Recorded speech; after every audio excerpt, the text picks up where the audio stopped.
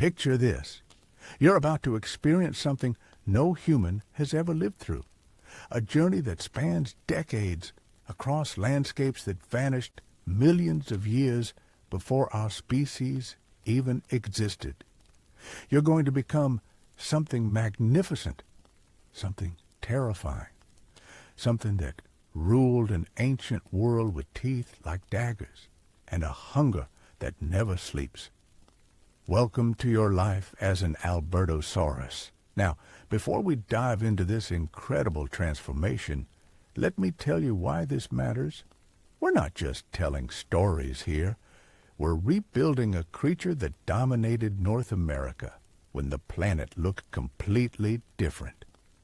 Scientists have pieced together the life of these apex predators from fossils, trackways, and decades of research.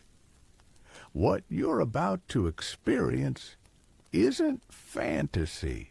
It's the most accurate reconstruction possible of how one of history's greatest hunters actually lived. But here's what makes this even more fascinating. Most people think they know dinosaurs. They've seen the movies, read the books, played with the toys. But the real story of an Albertosaurus makes those Hollywood versions look like fairy tales. The actual life of these creatures was brutal, complex, and absolutely life forever.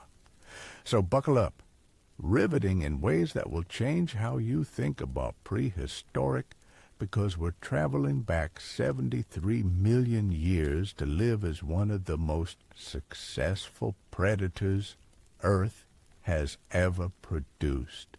Your story begins in darkness, warm, suffocating darkness that suddenly cracks open like thunder. Light floods your world for the first time as you break through the shell that's been your universe for months. You're wet, confused, and absolutely tiny. If someone from our time could see you right now, they'd mistake you for a weird lizard, maybe the size of a small house cat. Your first breath tastes like humidity and plant decay. The air is thick, almost soup-like compared to what humans are used to. This is the Late Cretaceous period, and the atmosphere itself is different. More carbon dioxide, more moisture, everything more intense. You chirp instinctively, a high-pitched sound that gets lost in the vastness of the forest around you. The nest you've just emerged from sits in a clearing surrounded by plants that would look alien to modern eyes. Massive ferns tower overhead like umbrellas. Conifers stretch toward a sky that's hazier than anything humans have ever breathed under. Flowering plants are still relatively new to Earth, but they're everywhere, creating a riot of colors and scents that would overwhelm anyone from our time. Your mother isn't here right now.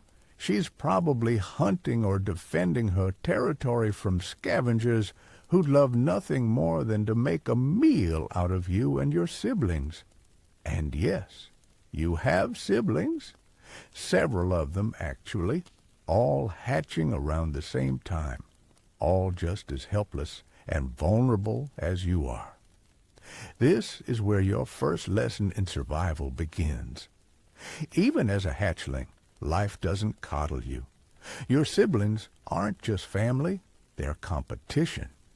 When your mother returns with food, there won't be enough for everyone. The strongest, the fastest, the most aggressive will eat first. The others might not eat at all. But let's talk about your mother for a moment, because she's absolutely incredible.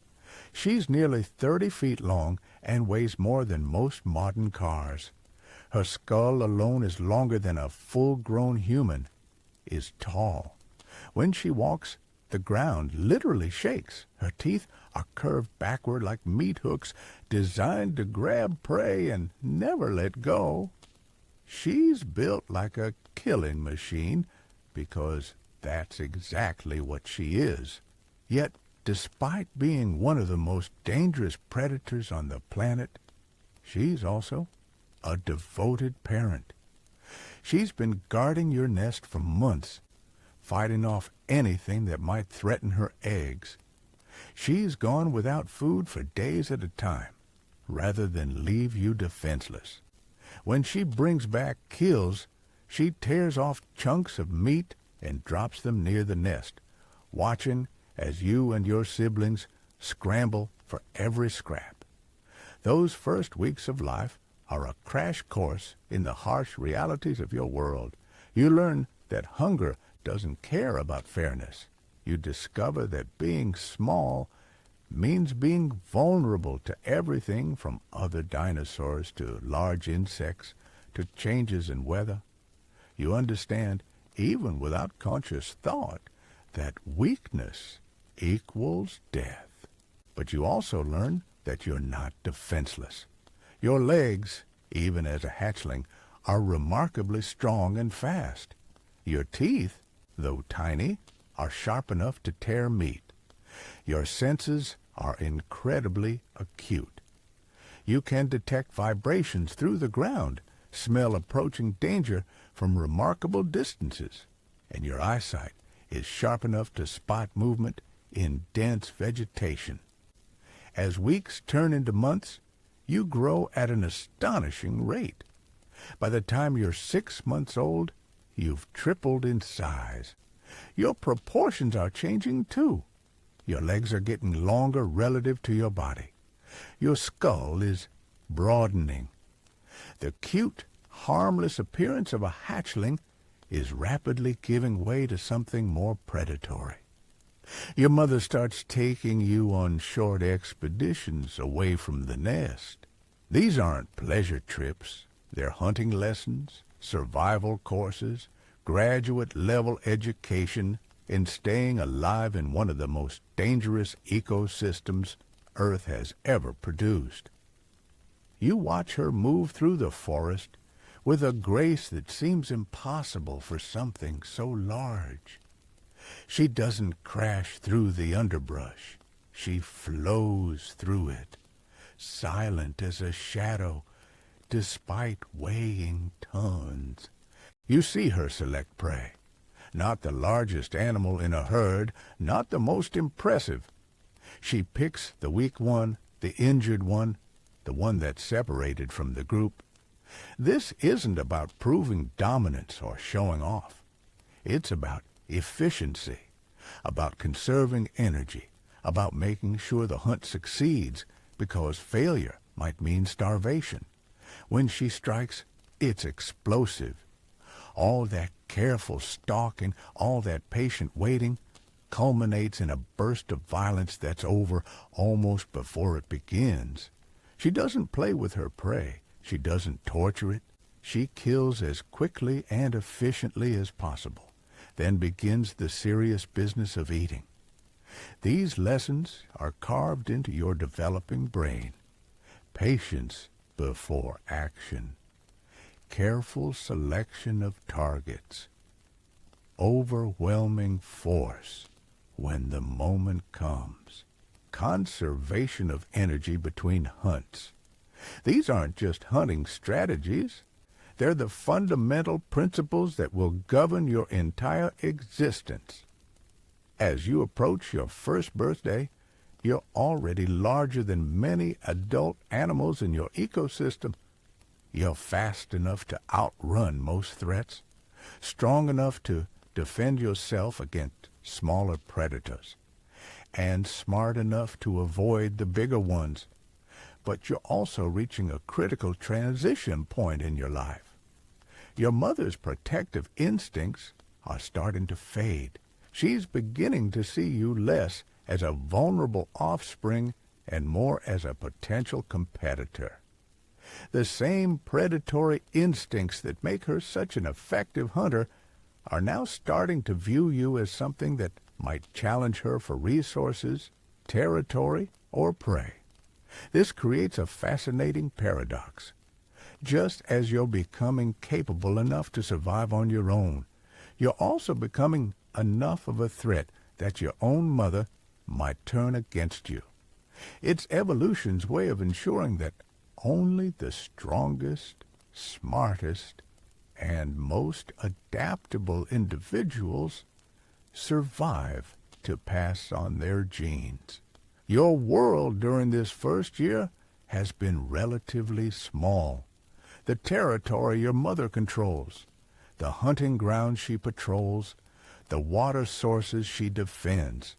But now, as you grow larger and more capable, you're starting to sense that there's a much bigger world beyond these familiar boundaries. The sounds you hear at night aren't just the calls of prey animals or the rustling of wind through prehistoric vegetation.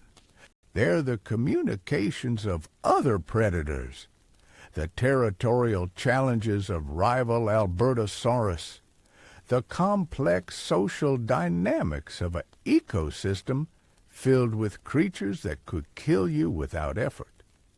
Soon, very soon, you'll need to venture into that larger world. You'll need to establish your own territory, find your own prey, navigate relationships with other members of your species that might see you as competitor, potential mate, or possible meal, depending on the circumstances.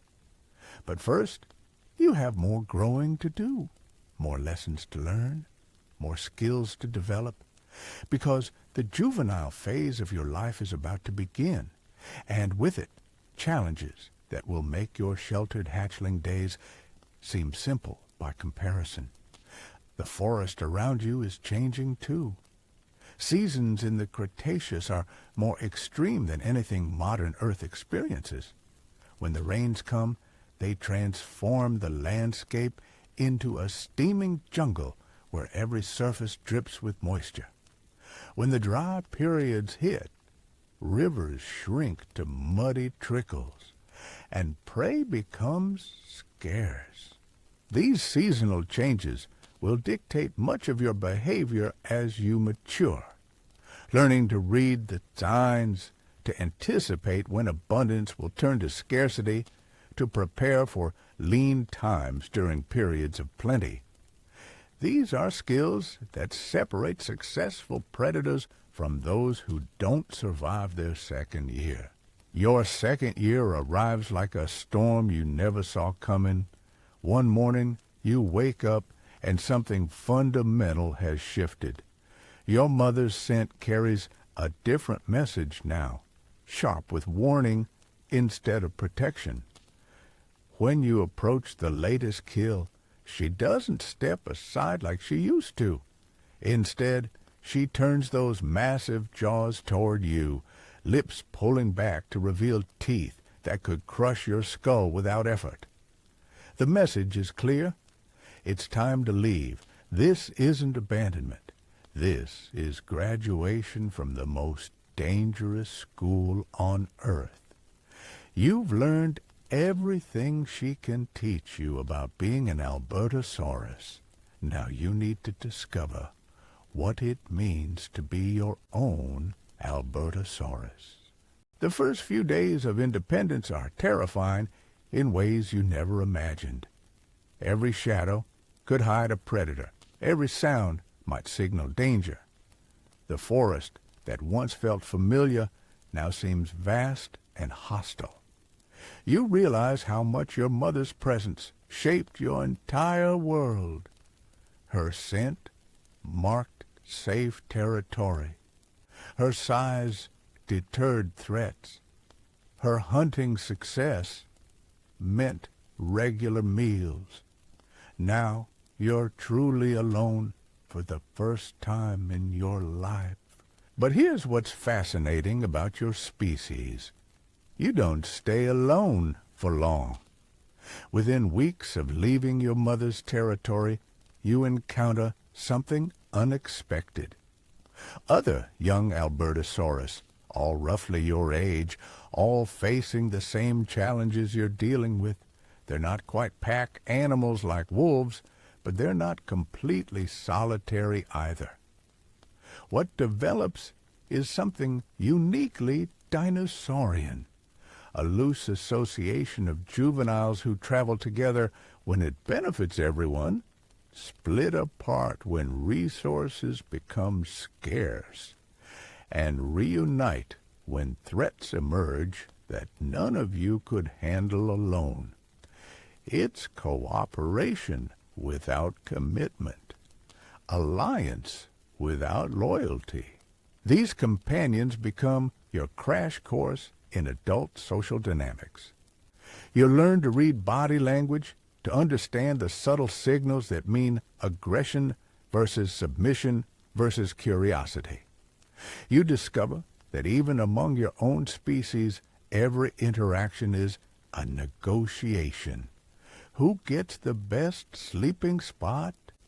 Who takes point when the group moves through dangerous territory? Who gets first choice when scavenging opportunities arise? Your body is changing rapidly during this phase. By 18 months, you're already 12 feet long and built like a missile. Your legs have become powerful pistons capable of explosive acceleration. Your jaw muscles have thickened dramatically, giving your skull a broader, more intimidating profile. Most importantly, your hunting instincts are sharpening from general predatory drives into the specific skills that will define your adult life. The first time you make a solo kill, it changes everything. You've been stalking a young hadrosaur that wandered too far from its herd. The creature is larger than you, probably outweighs you by several hundred pounds, but it's injured, a limp in its rear leg, probably from escaping another predator. You've been following it for hours, staying downwind, moving only when it moves, freezing whenever it raises its head to scan for danger. When the moment comes, your body moves before your mind fully processes the decision. You explode from the undergrowth with every ounce of speed and power your young frame can generate. Your jaws clamp down on the hadrosaur's neck. Your claws dig deep into its flanks. The creature screams, thrashes, tries desperately to shake you off, but you hold on. Something primal and ancient has awakened in your brain, flooding your system with chemicals that make you feel invincible. This isn't just hunger anymore. This is the fundamental purpose for which millions of years of evolution designed you. You are a predator, and this moment of successful predation is your biological destiny being fulfilled. The kill takes longer than you expected. The hadrosaur doesn't die cleanly or quickly. It bleeds, struggles, calls out in distress that echoes through the forest. You follow it as it stumbles through the trees, weakening with each step, until finally it collapses beside a fallen log. When silence finally returns to the forest, you're standing over your first independent kill. The taste of blood fills your mouth. The scent of death surrounds you, and for the first time in your life, you understand what it truly means to be an apex predator. But success brings new challenges. The smell of fresh blood travels far in the humid Cretaceous air, attracting scavengers from miles away. Within hours, you're dealing with competitors you never had to face when hunting with your mother. Smaller predators circle at a distance, waiting for you to leave so they can claim scraps. Flying reptiles wheel overhead, hoping to snatch pieces of meat when you're not looking. More dangerous are the other Albertosaurus who arrive to investigate. Some are juveniles like yourself, drawn by hunger and curiosity. Others are full adults, massive creatures who could easily kill you if they decided your presence was unwelcome. You learn to read their intentions through body language, to understand when retreat is the better option than trying to defend your kill. These interactions teach you sophisticated lessons about resource management and social hierarchy. Sometimes, sharing a small portion of your kill prevents losing the entire carcass to a larger predator. Sometimes, aggressive posturing convinces competitors to look elsewhere for easier meals. Sometimes, retreat and patience allow you to return later when the competition has moved on. Your hunting success rate during this juvenile period is surprisingly low. Most of your attempts end in failure. The prey escapes or proves too large to handle alone, or the hunt gets interrupted by larger predators who drive you away from potential kills. You learn to supplement hunting with scavenging, following the sounds and smells of other predators' successful hunts. This scavenging behavior teaches you important lessons about your ecosystem. You discover which predators are worth following and which are too dangerous to approach. You learn to identify the signs of recent kills, to distinguish between fresh meat and carrion that's too far gone to be safe. Most importantly, you develop the patience to wait for opportunities rather than forcing confrontations you can't win. The seasonal changes become more significant as you grow larger. During the wet months, prey is abundant, but hunting conditions are challenging. The forest becomes a steaming maze where sound travels unpredictably and scent trails wash away in constant rainfall. Your prey has more places to hide, more routes to escape, better cover to break visual contact during chases. But the wet season also brings advantages.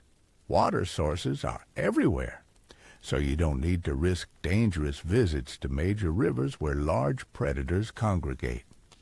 The abundant plant growth supports larger populations of herbivores, meaning more potential prey animals in your territory. The humidity helps preserve meat from your kills, allowing you to feed from a single carcass for longer periods. Dry seasons present the opposite challenges. Prey becomes concentrated around shrinking water sources, making hunting easier but also more competitive. Every predator in the region knows where the remaining rivers and ponds are located. These areas become battlegrounds, where different species compete for both water access and the prey animals that gather there. Your body continues changing throughout the juvenile period, but the changes are becoming more subtle.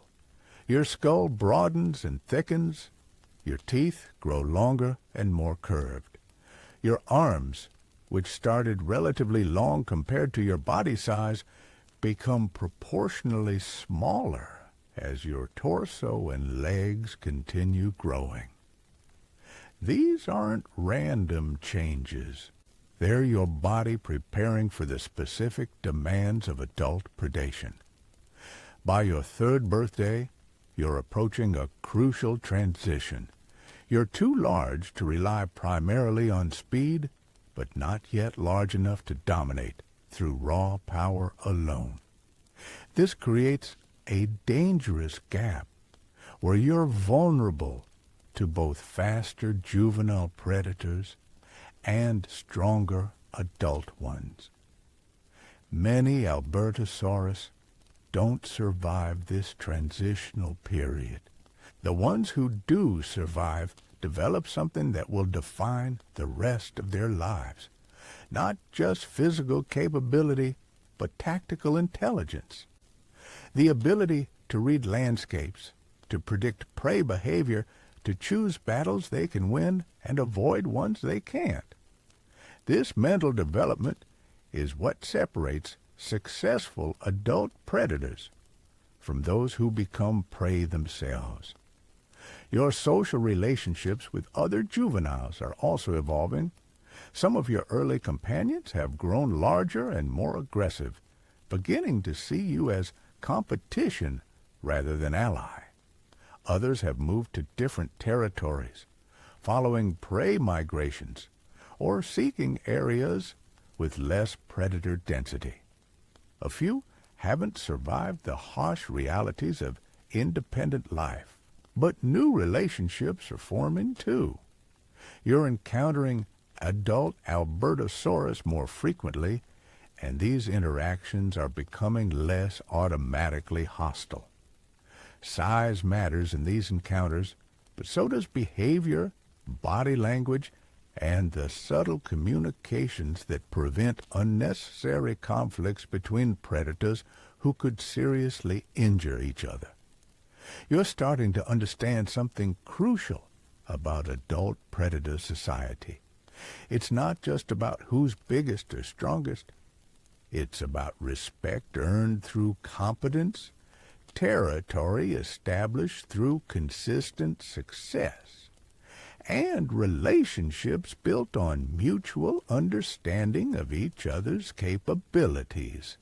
Your fourth year brings the most dramatic transformation yet. Your body weight nearly doubles as muscle mass fills out your frame. Your legs become pillars of power rather than instruments of pure speed. Your jaw muscles develop to the point where your bite force could crush the bones of most animals in your world. You're becoming something genuinely terrifying. But with this physical transformation comes a shift in hunting strategy that requires completely relearning how to be a predator. The lightning-fast ambush tactics that served you as a juvenile won't work anymore. You're too heavy for sustained high-speed chases, too large to hide in the dense undergrowth that once concealed your approach. Instead, you're developing something far more sophisticated: tactical patience, the ability to observe prey herds for hours, identifying behavioral patterns and individual weaknesses. You learn to position yourself not where prey animals are, but where they will be: near water sources during dry periods, along migration routes during seasonal movements, at the edges of feeding areas where sick or injured animals naturally separate from healthy herds. Your first adult kill using these new tactics feels like a revelation. You've been watching a group of ceratopsians for 3 days, noting how they move, when they drink, which individuals lag behind the group. One elderly female has been favoring her left rear leg, taking longer rest periods, positioning herself at the group's periphery. When you finally make your move, it's not the explosive charge of your youth. Instead, it's a calculated approach that uses terrain to mask your movement and wind direction to hide your scent. You don't rush. You flow like water around obstacles, patient as stone, inevitable as gravity. The kill itself is almost anticlimactic. By the time your target realizes the danger, you're already within striking distance. Your jaws close around her neck with the force of a collapsing building. The struggle is brief. Your experience tells you exactly where to apply pressure, how to position your body weight, when to adjust your grip for maximum efficiency. What follows is perhaps even more important than the kill itself. This carcass represents enough food to sustain you for a week if properly managed. But managing it requires skills you're still developing. How much to eat immediately versus how much to cache for later. how to defend your kill from scavengers without expending unnecessary energy, when to abandon a carcass that's attracting too much dangerous attention. These decisions become more complex as other Albertosaurus arrive to investigate. A younger individual, probably in its second year, approaches cautiously from downwind. Its body language signals submission rather than challenge, but you can't be certain of its intentions. Do you drive it away completely, share a small portion to avoid conflict, or ignore it and focus on larger threats? Your choice in this moment reflects growing wisdom about predator politics. You allow the juvenile to approach, but maintain dominance through positioning and posture. When it begins feeding on the far side of the carcass, you continue eating without direct confrontation. The message is clear. You're in control, but you're not unnecessarily aggressive. This kind of sophisticated social calculation becomes increasingly important as you mature. Adult Albertosaurus society isn't based on permanent hierarchies like wolf packs or lion prides. Instead, it's a fluid system where relationships shift based on circumstances, resource availability, and individual capabilities at any given moment. Territory becomes crucial during this phase of your life, not because you need to defend vast areas from all intruders, but because understanding your local environment provides enormous hunting advantages. You learn every game trail, every water source, every natural funnel where prey animals are forced to pass through predictable routes. This intimate knowledge of terrain allows you to hunt with an efficiency that would seem impossible to outside observers. You don't need to track prey for miles because you know where they're going before they do. You don't need to waste energy on failed ambushes because you understand exactly which locations offer the best combination of concealment and striking distance. Your success rate improves dramatically as this territorial knowledge develops. But success brings new challenges. Other predators begin to notice that your territory consistently produces results. Some are content to scavenge from your kills. Others want to claim your prime hunting areas for themselves. The first serious territorial challenge comes from an older male, probably in his 8th or 9th year. He's battle-scarred and powerful, with a skull that seems impossibly massive even by Albertosaurus standards. When he appears at the edge of your territory, his intentions are unmistakable. This isn't a social visit or a feeding opportunity. This is a hostile takeover attempt. The confrontation that follows is unlike anything you've experienced. This isn't the brief, explosive violence of a hunt. It's a prolonged test of will, strength, and tactical intelligence. You circle each other for what feels like hours, each looking for advantages, testing the other's resolve, searching for signs of weakness or hesitation. When combat finally erupts, it's devastatingly brutal. Jaws clash with the sound of breaking trees. Claws rake across scales and flesh. Blood spatters the ferns and muddy ground. Neither of you is trying to kill the other outright, but serious injury is a constant possibility. A single miscalculation could result in broken bones, torn muscles, or wounds that might prove fatal weeks later through infection. The battle's turning point comes when your opponent makes a crucial error in positioning. He commits too fully to a charging attack, leaving himself momentarily off balance. You sidestep with reflexes honed by years of hunting experience and deliver a punishing bite to his flank. Not deep enough to cause permanent damage, but painful enough to demonstrate your capability. The older male retreats but slowly, maintaining dignity while acknowledging defeat. This is important protocol in Albertosaurus society. Unnecessary escalation serves no one's interests. Both of you need to survive long enough to hunt again, to potentially mate, to continue the complex dance of predator existence. Your victory establishes something more valuable than just territorial control. It announces to every Albertosaurus in the region that you've reached full adult status. You're no longer a juvenile to be tolerated or ignored. You're a legitimate competitor for resources, territory, and eventually mating opportunities. The seasons continue their ancient rhythm, but your relationship with them has evolved.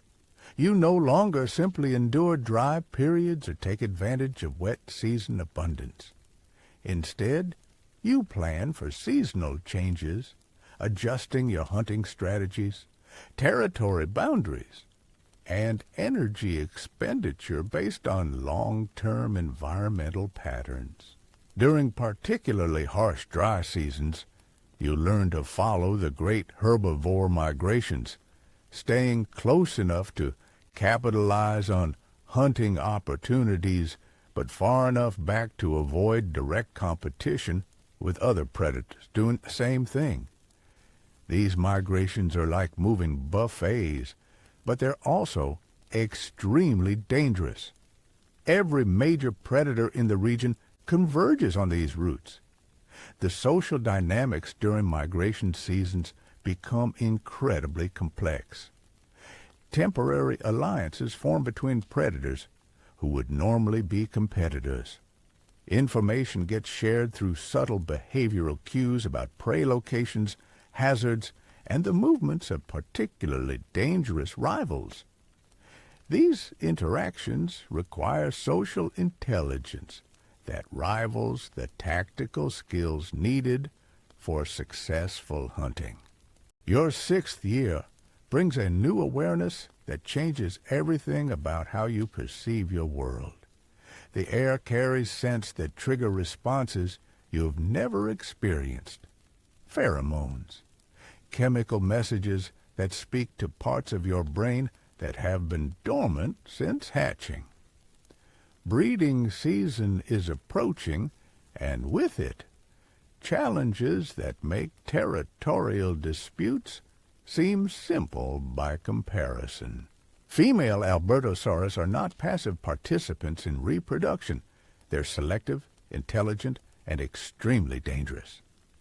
A female evaluating potential mates isn't just looking for size or strength. She's assessing hunting capability, territorial quality, genetic fitness, and behavioral compatibility. The courtship process is as much about proving your worth as a provider and protector as demonstrating your physical prowess. Your first encounters with potential mates are awkward affairs that test social skills you're still developing. Approaching a female requires reading incredibly subtle behavioral cues. Too aggressive, and you might trigger a defensive response that could leave you seriously injured.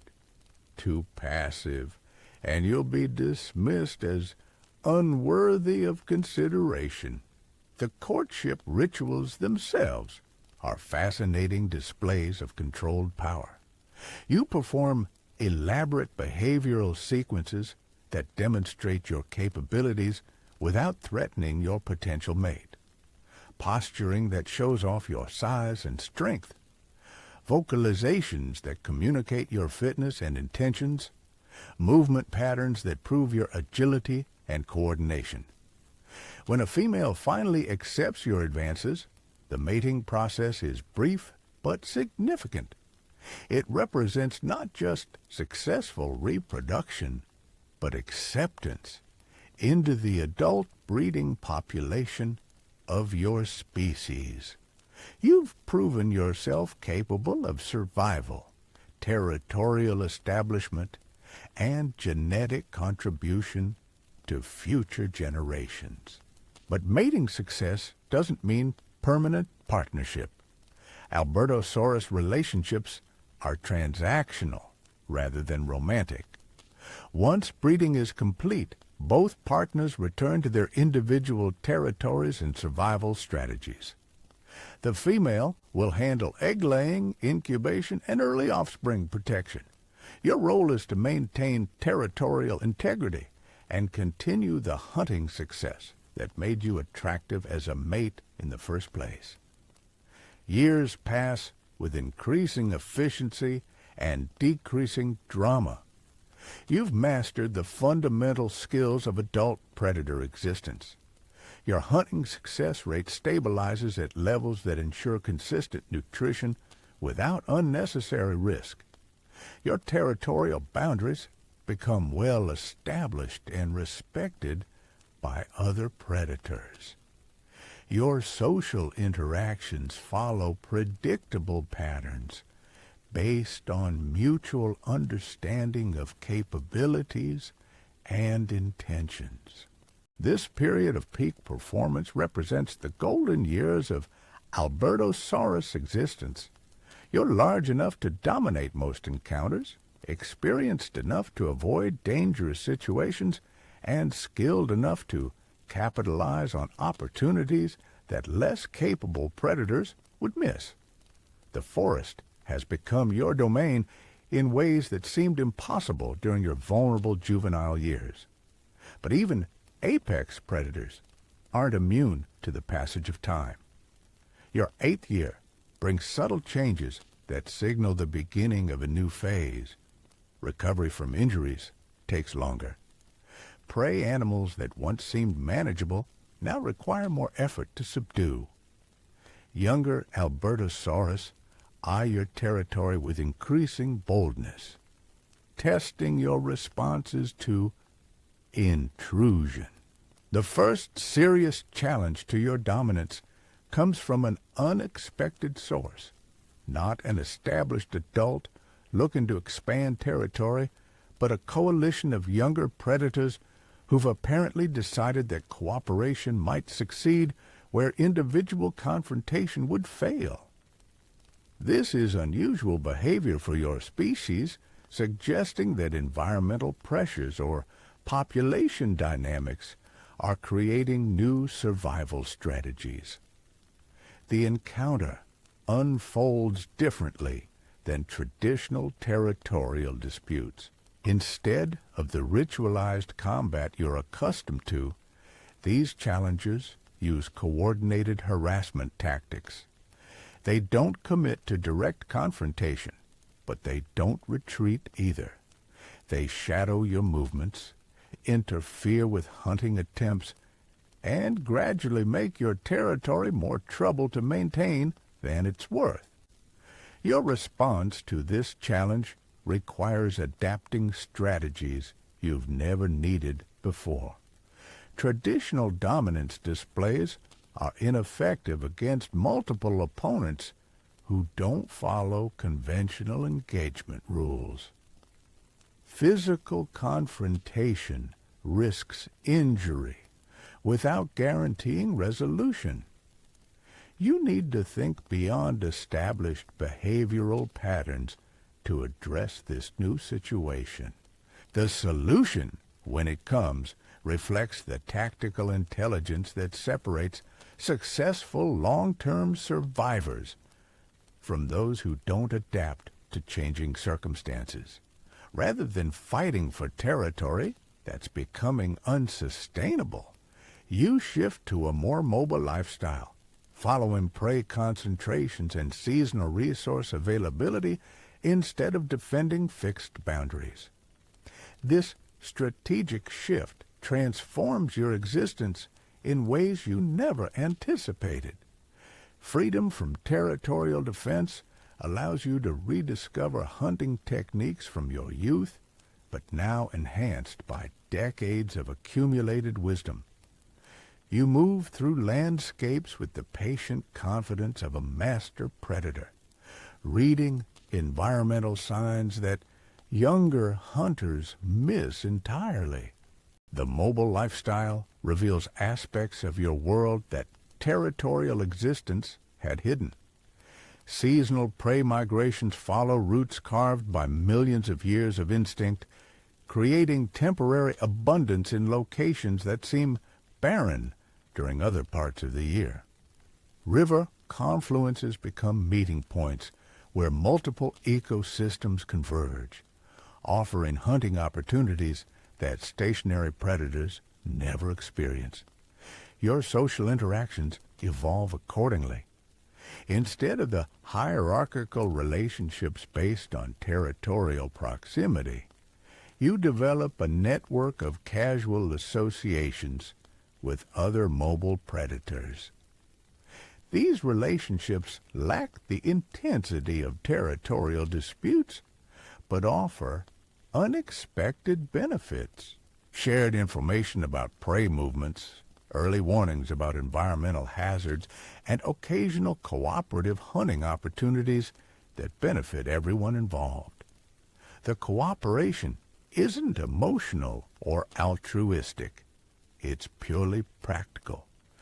Two experienced hunters working together can take down prey that would be impossible for either to handle alone. The risks are manageable because both participants understand the stakes and respect each other's capabilities. Success gets divided fairly because both parties have alternatives if negotiations fail. Your hunting techniques during this period reach their peak sophistication. You've learned to read landscapes like maps, identifying natural features that funnel prey animals into predictable locations. Geological formations that create bottlenecks. Seasonal flooding patterns that force herds to use specific crossing points. Vegetation changes that signal underground water sources where desperate animals will eventually appear. The patience you develop during this phase would seem impossible to your younger self.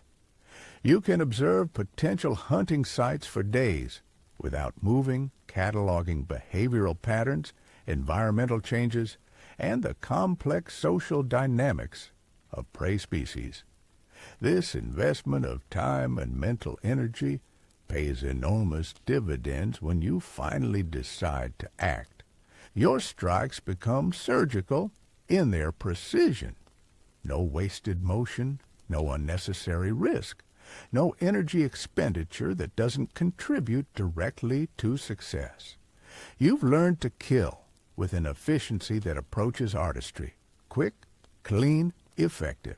The struggle that once characterized your hunts becomes minimal as your understanding of anatomy, leverage, and timing reaches master levels. But mastery brings unexpected consequences. Success becomes routine in ways that younger you would never have imagined possible.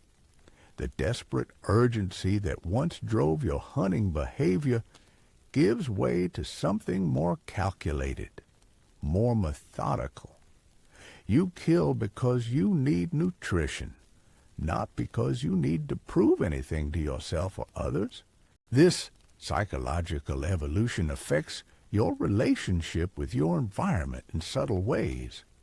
The forest that once seemed filled with threats and opportunities now feels familiar, almost predictable. You can anticipate seasonal changes, weather patterns, and ecological shifts with accuracy that borders on prophecy. The unknown has become known, the dangerous has become manageable. Your encounters with other apex predators take on different characteristics during this mature phase. Instead of the explosive confrontations of your territorial years, these meetings become exercises in mutual assessment and negotiation. Both parties understand that conflict serves no one's interests unless absolutely necessary. Most disputes get resolved through posturing, strategic positioning, and implicit agreements about resource sharing. The younger predators you encounter present interesting challenges. Their speed and aggression remind you of your own youth, but their inexperience creates opportunities you've learned to recognize immediately. They make mistakes in timing, positioning, and energy management that you can exploit without direct confrontation. Sometimes the best strategy is simply outlasting their initial enthusiasm until exhaustion forces them to make critical errors. Your relationship with scavenging evolves during this period as well. What once felt like failure or desperation now becomes another tool in your survival toolkit. You've learned to identify the sounds of successful hunts from remarkable distances, to calculate arrival times that maximize your chances of claiming portions without triggering dangerous confrontations with the original predators.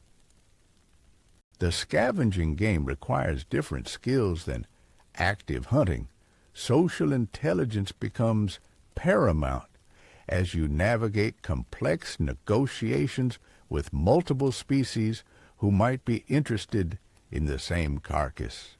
Reading body language across species barriers, understanding which competitors can be intimidated and which represent genuine threats, knowing when to take what's available and retreat versus when to stand your ground for better positioning.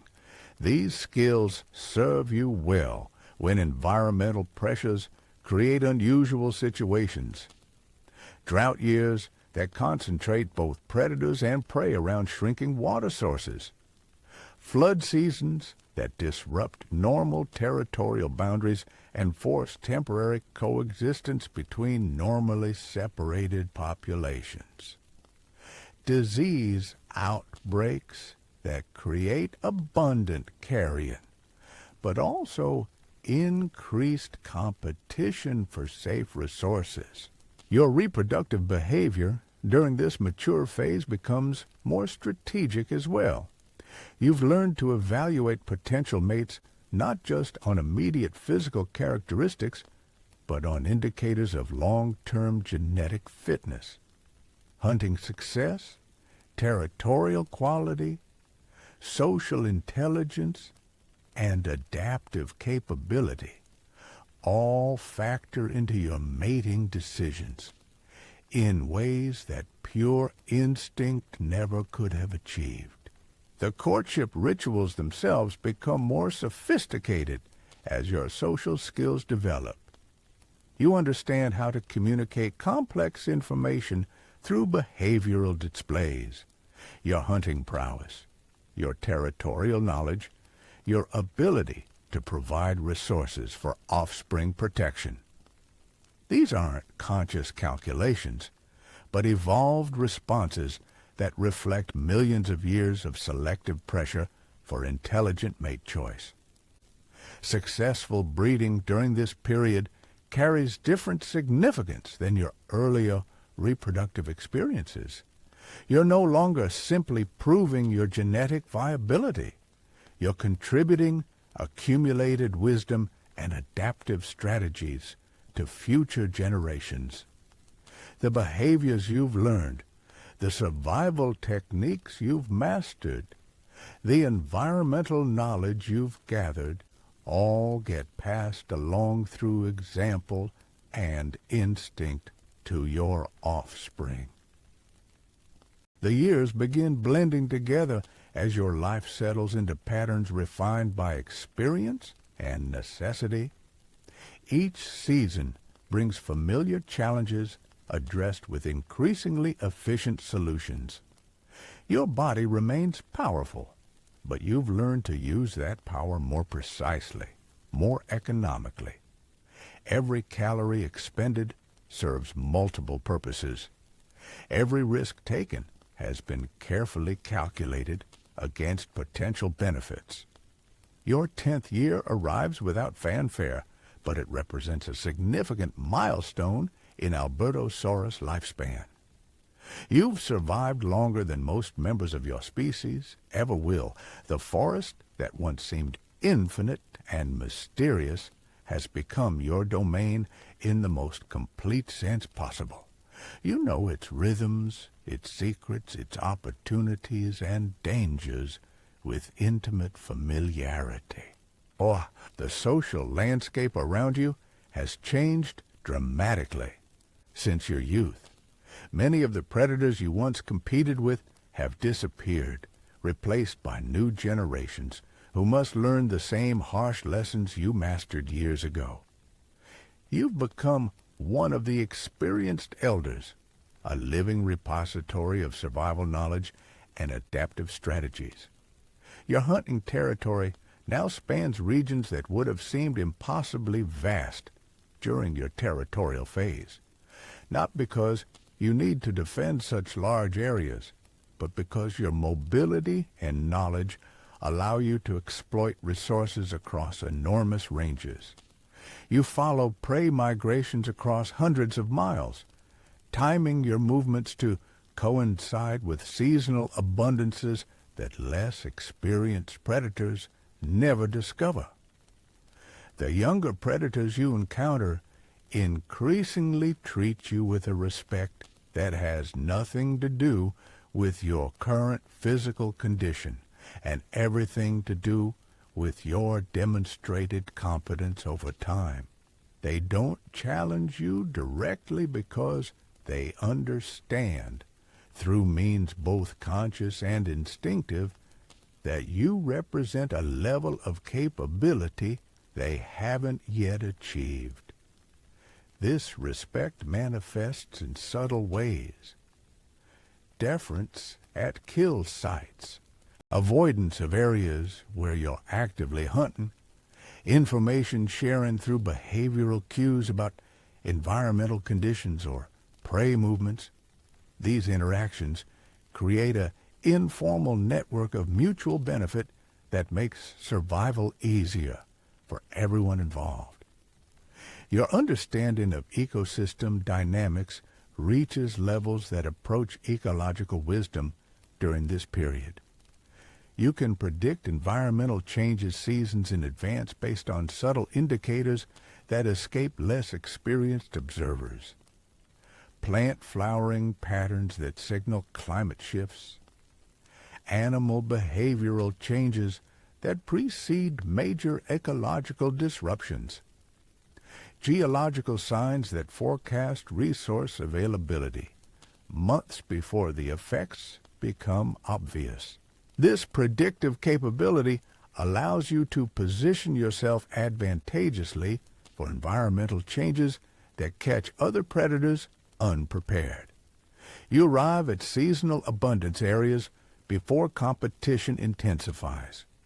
You avoid regions that will become resource poor before the shortage affects prey populations.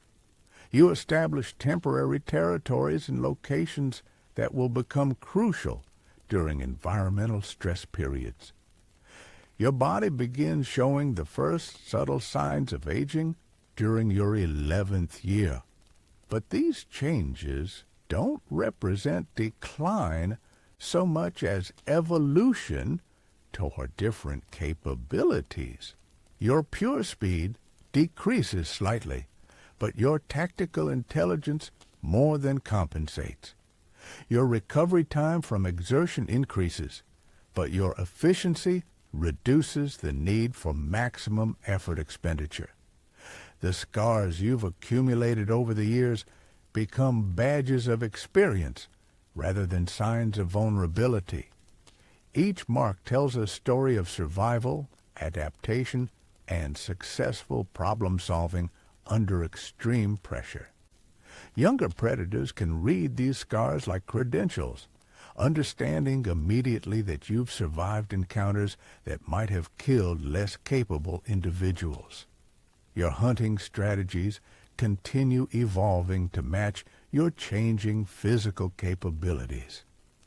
Pure power and speed give way to techniques that emphasize leverage, timing, and environmental manipulation.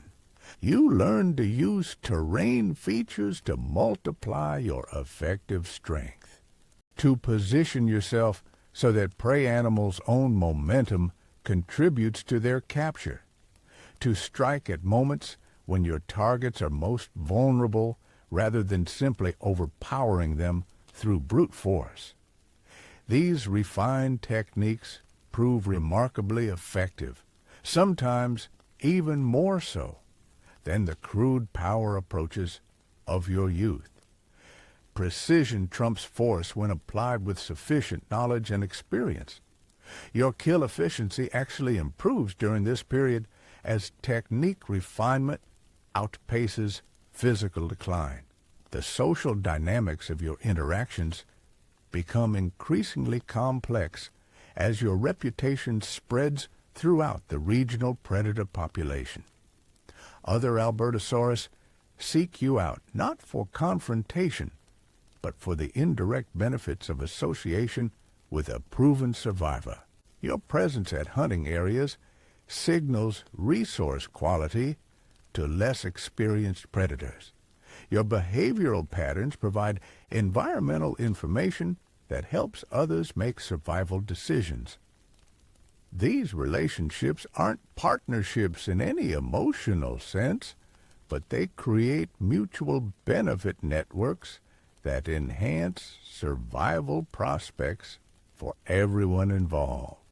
Shared vigilance against larger threats, coordinated harassment of competitors too powerful for any individual to challenge alone, information exchange about prey movements, environmental hazards, and resource availability across vast territories. Your mating behavior during this mature phase reflects accumulated wisdom about genetic investment and offspring survival probability. You've learned to evaluate not just immediate mating opportunities, but long-term environmental conditions that will affect offspring success. Breeding during years when resource abundance will support juvenile survival. Selecting mates whose territories offer optimal conditions for nest protection and early offspring development. The courtship rituals themselves become exercises in complex communication. You can convey information about your hunting success, territorial knowledge, survival experience, and genetic fitness through behavioral displays that less experienced predators couldn't interpret or replicate. These sophisticated signals ensure that mating decisions get made based on comprehensive fitness assessments rather than simple physical attraction. Your 12th year brings challenges you haven't faced since your earliest independent days, but for entirely different reasons. Not inexperience or inadequate size, but the accumulated effects of a lifetime spent in one of Earth's most demanding environments. Your joints ache during weather changes. Old injuries create compensatory movement patterns that affect hunting efficiency. Your sensory acuity shows the first signs of decline after years of peak performance.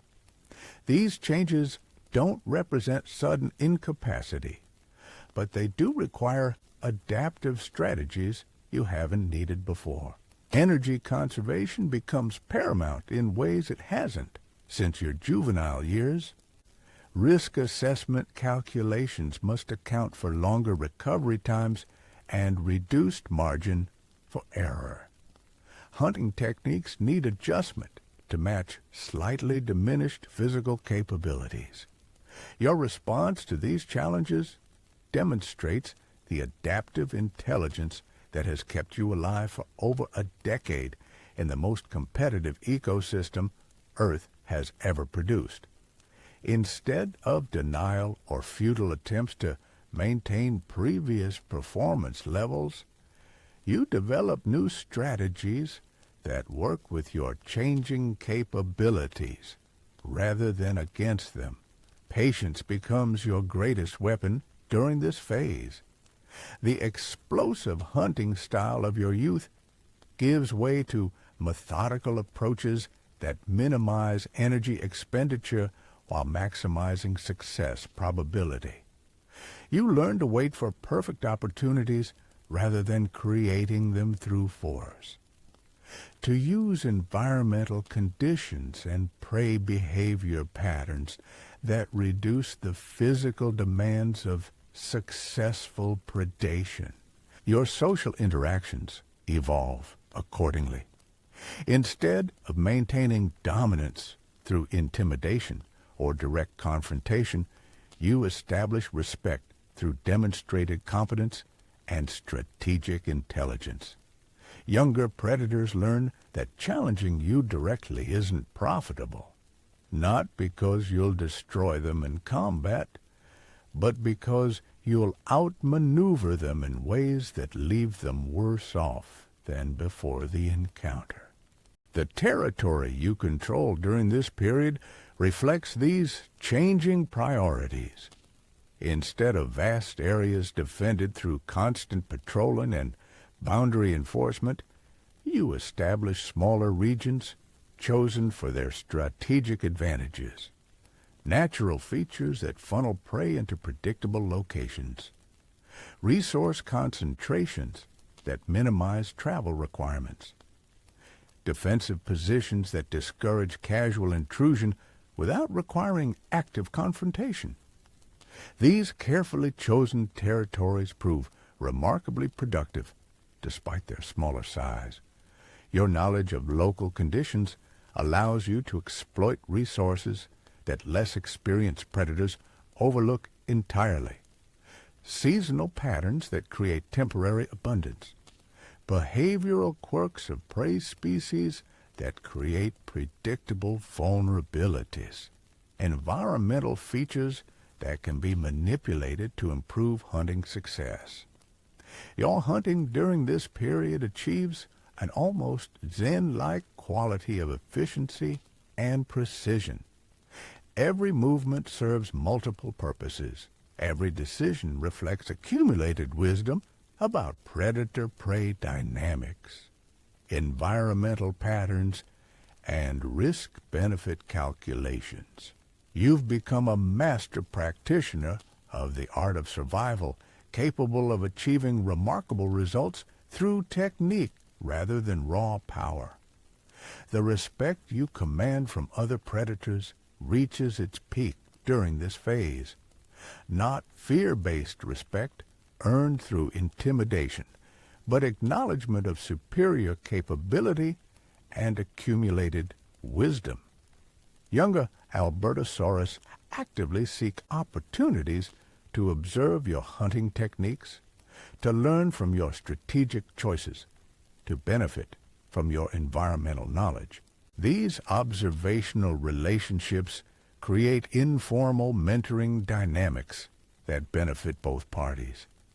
The younger predators gain access to survival knowledge that might take them years to develop independently. You benefit from their energy and enthusiasm while maintaining the strategic advantages that come from experience and accumulated wisdom. Your 14th year arrives like a quiet revelation. You've become something unprecedented in your species' history, a truly ancient Albertosaurus, whose survival represents the absolute peak of adaptive capability and environmental mastery.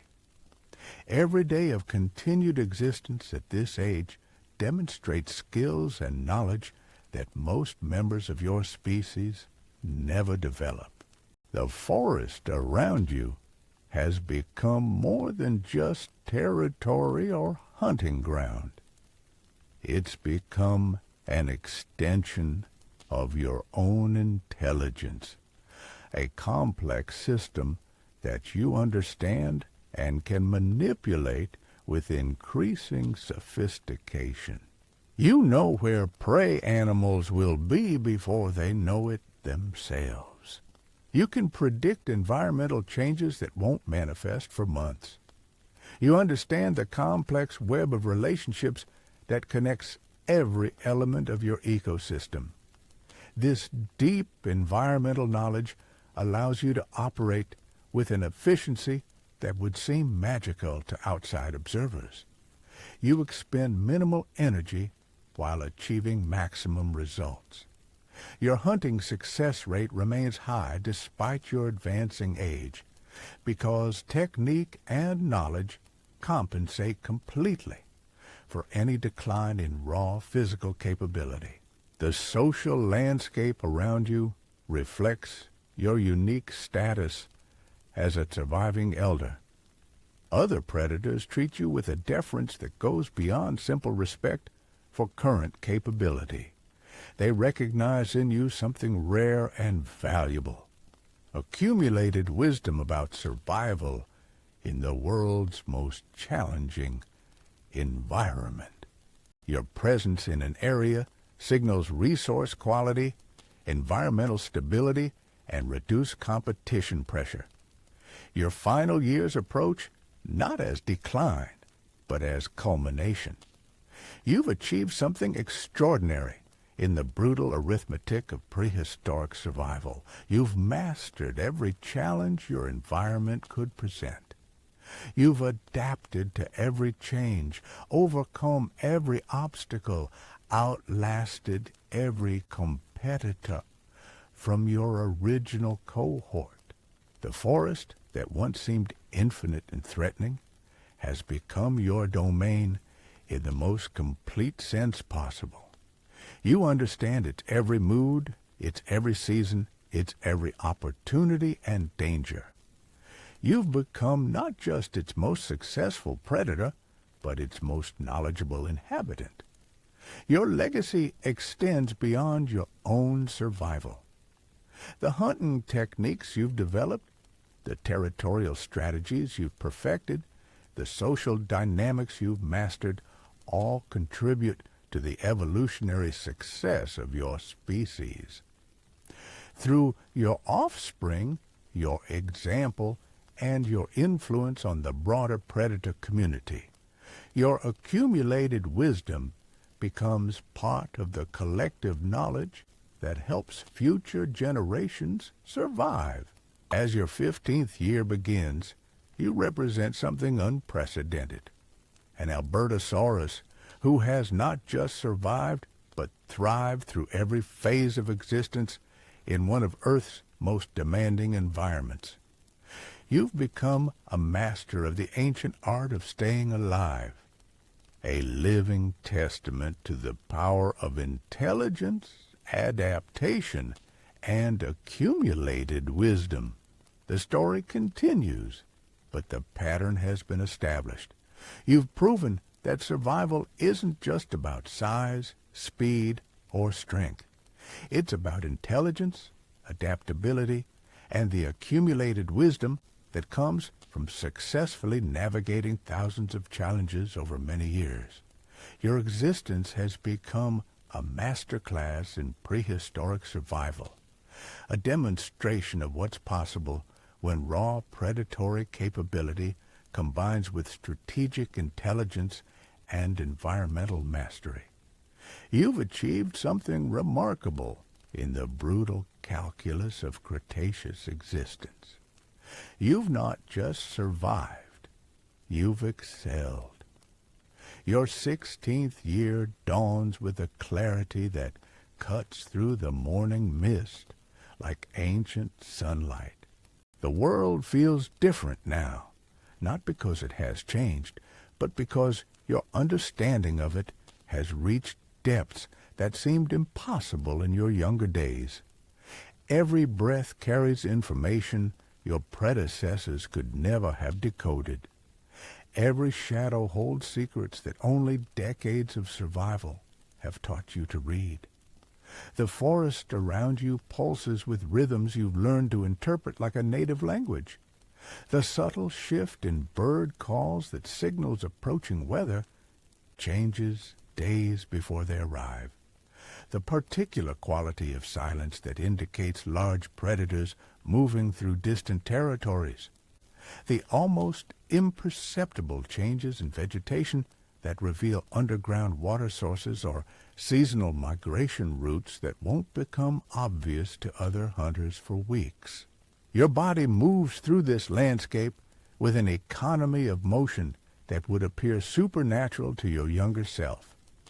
No wasted steps, no unnecessary energy expenditure, no movements that don't serve multiple strategic purposes.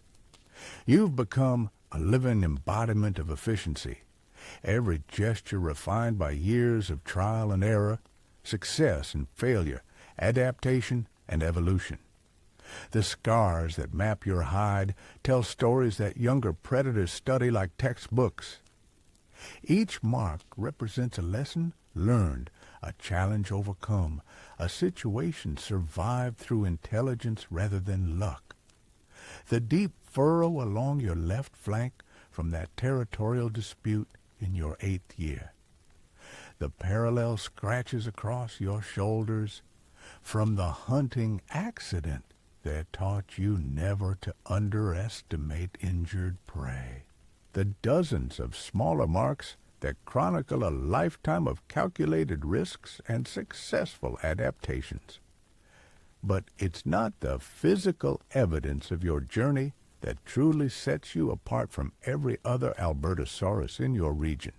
It's something far more subtle and infinitely more valuable. The accumulated wisdom that allows you to see patterns where others see chaos, to predict outcomes where others see uncertainty, to find opportunities where others see only obstacles. Your hunting territory during this period spans landscapes that would overwhelm less experienced predators. Not because you need such vast areas to find sufficient prey, but because your knowledge allows you to exploit resources across enormous ranges with surgical precision. You understand the interconnected nature of ecosystem dynamics in ways that transform every environmental change into potential advantage. When the great herds begin their seasonal migrations, you don't follow them like other predators do. Instead, you position yourself at confluence points where multiple migration routes converge, where natural barriers funnel thousands of animals through predictable bottlenecks, where temporary abundance creates opportunities that less strategic hunters never discover. Your presence at these locations attracts attention from the broader predator community, not challenges to your authority, which has long been established beyond question, but curious observation from younger hunters who recognize that proximity to your operations might provide learning opportunities they couldn't access anywhere else. These informal teaching relationships develop naturally from mutual benefit rather than conscious decision. The younger predators gain exposure to hunting techniques and strategic thinking that might take them decades to develop independently. You benefit from their energy and enthusiasm while maintaining the decisive advantages that come from superior experience and accumulated knowledge. The social dynamics of these relationships fascinate you in ways that pure survival concerns never could. You find yourself paying attention to the learning processes of your informal students, noting which individuals show promise for advanced strategic thinking, and which remain trapped in the reactive patterns that characterize most predator behavior. Some of these younger hunters demonstrate genuine aptitude for the sophisticated approaches you've developed over your lifetime. They begin incorporating elements of your techniques into their own hunting strategies. They show improved success rates and reduced injury frequency.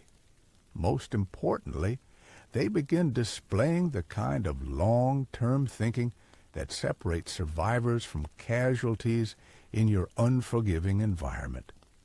Others remain locked in the immediate gratification patterns that doom most predators to short, brutal lives. They attack the first available target rather than waiting for optimal opportunities. They waste energy on displays of dominance that serve no strategic purpose. They make territorial claims they can't defend and engage in conflicts they can't win. Your ability to predict which category each individual hunter will ultimately fall into becomes remarkably accurate as your observational skills reach their peak. The subtle behavioral indicators that reveal strategic intelligence versus reactive instinct, the decision-making patterns that separate future survivors from future casualties, the learning capacity that determines whether experience will translate into wisdom or simply accumulate as scar tissue. This predictive capability extends far beyond individual assessment into broader ecosystem analysis. You can anticipate environmental changes seasons in advance based on indicator species behavior, vegetation patterns, and subtle atmospheric conditions that escape less experienced observers. Your understanding of interconnected ecological relationships allows you to position yourself advantageously for changes that catch other predators completely unprepared. The drought that strikes during your 17th year provides perfect demonstration of these capabilities. While other predators scramble to adapt to rapidly changing conditions, you've already established yourself near the few water sources that will persist through the dry period. While they compete desperately for dwindling resources, you're systematically exploiting opportunities created by prey animals forced into increasingly predictable behavior patterns. Your hunting success during this environmental crisis actually improves rather than deteriorates. The concentration of prey around remaining water sources creates target-rich environments that your strategic positioning allows you to exploit with minimal competition.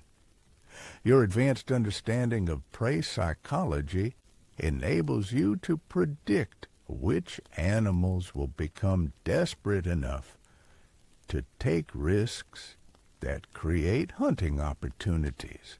The younger predators who've been observing your techniques find themselves better prepared for crisis conditions than their peers who've relied solely on instinctive responses.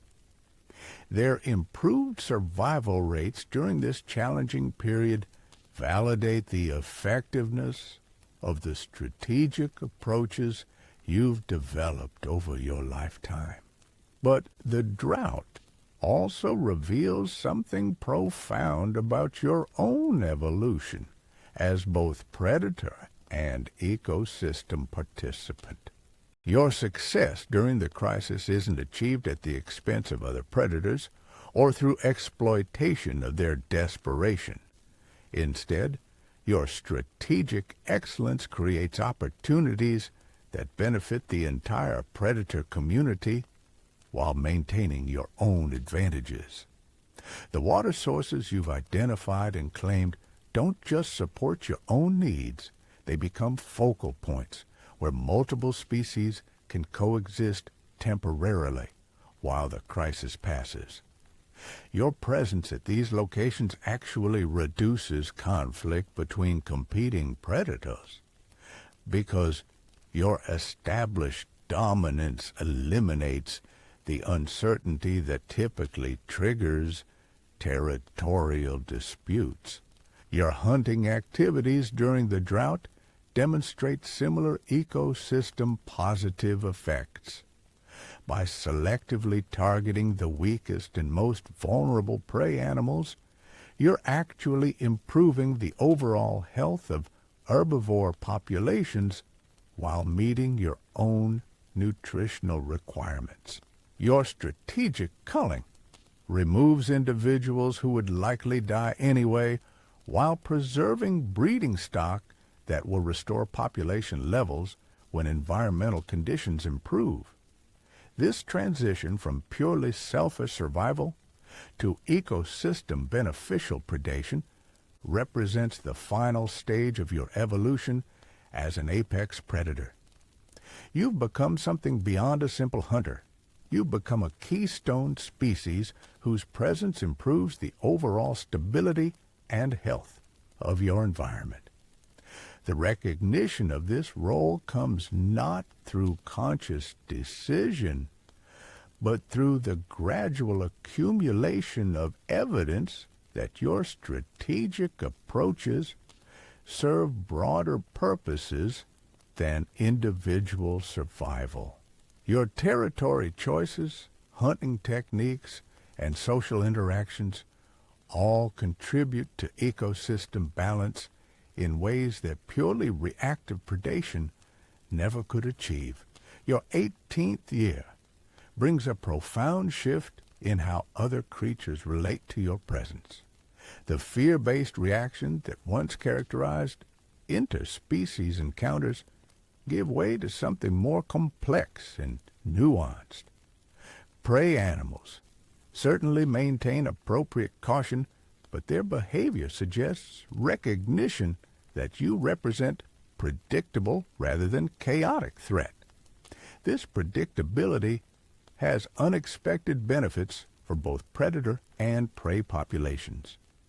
Herbivore herds adjust their movement patterns to account for your presence without the panic responses that characterize encounters with less strategic hunters. Their more efficient grazing patterns actually improve vegetation health while providing you with more predictable hunting opportunities.